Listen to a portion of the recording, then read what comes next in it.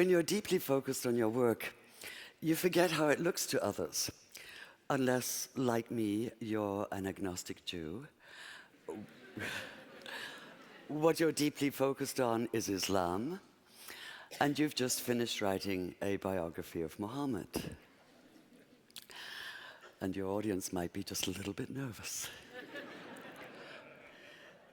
This photo was taken this past summer at the Sheikh Zayed Grand Mosque in Abu Dhabi, and yes, that's me in the middle.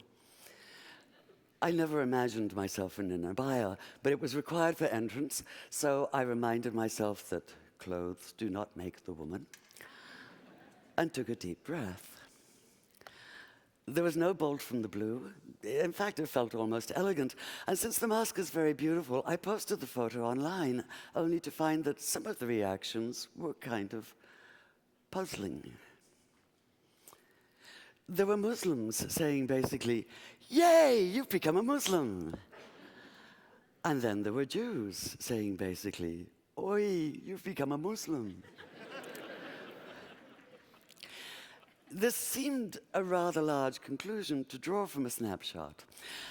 So the photo evidently invites interpretation, and the question is why?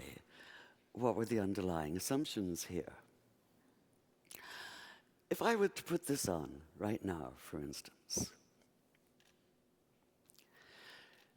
is this an act of honor, or is it one of disrespect? Is it a gesture of sympathy? Or is it merely presumptuous? Or does it make no difference what I say at this moment, because all you can focus on is the fact that I'm wearing an Islamic headscarf, in which case, why is it so distracting? How this is seen has little to do with me. It's a function of your preconceptions and expectations, and of the agenda that you then attribute to me. And that's a loaded word, agenda. It implies ulterior motives. In which case, let's look at my motives. To the question of how come I decided to write about Muhammad, my immediate answer is, how not? We're talking about one of the most influential figures of all time. A man who radically changed his world and is still changing ours.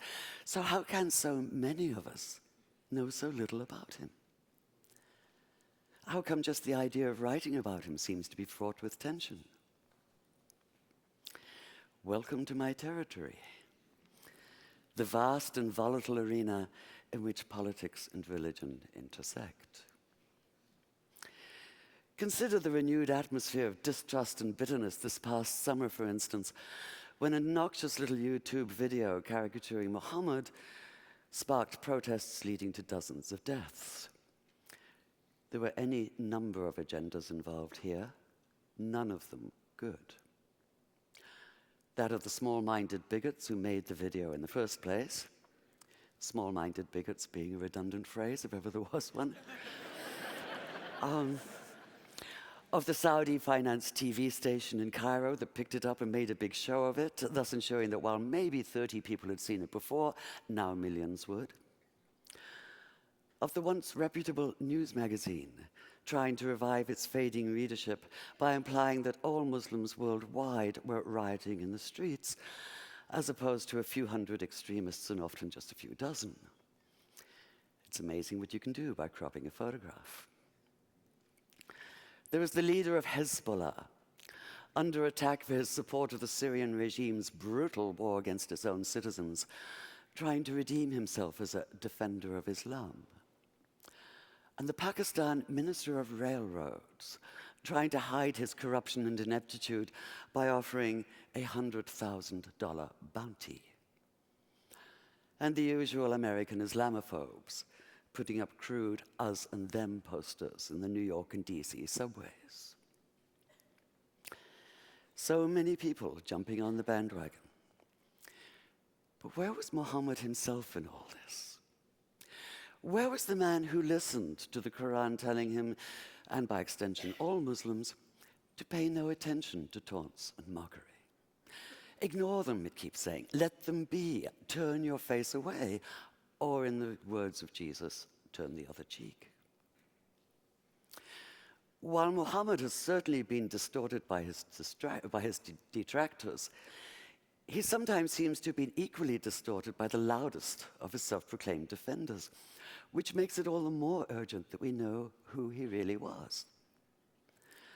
Yet the millions, if not billions, of words that have been written about him often seem to obscure as much as they reveal. The more of them I plowed through, the more it felt as though he were being weighed down by the sheer accumulated mass of them. What I wanted was a real feel for the man himself. I wanted the vitality and complexity of a full life lived. I wanted, in short, to see Muhammad whole.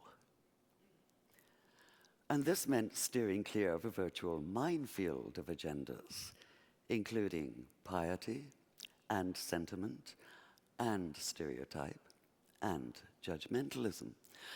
So even as the hundreds of research volumes piled up on my floor, my most valuable research tool may have been this one-word reminder pinned beside my desk. Think.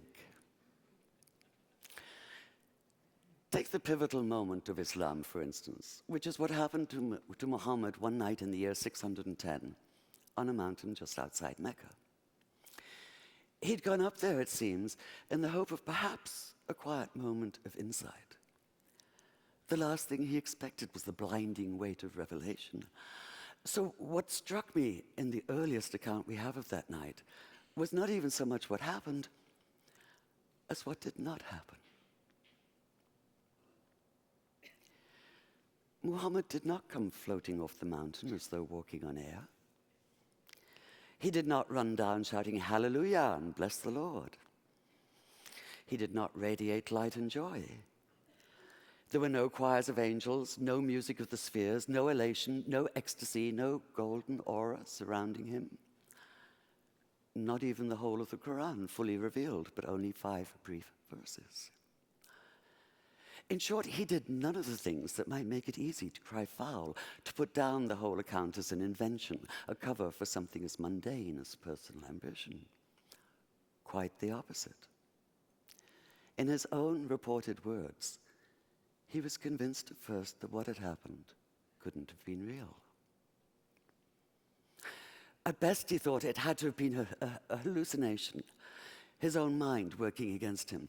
At worst, possession, and he'd been seized by an evil jinn, a spirit out to deceive him, even crush the life out of him.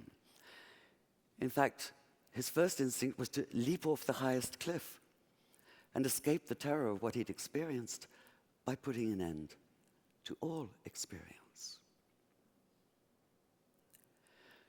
Whether you believe the words he heard that night came from inside himself or from outside, it seems absolutely clear that Muhammad did experience them, and that he did so with a force that would transform himself, his sense of himself and his world. So that initial panicked disorientation, that sundering of everything familiar, that feeling of being overwhelmed by a force larger than anything the mind can comprehend, strikes me as utterly real.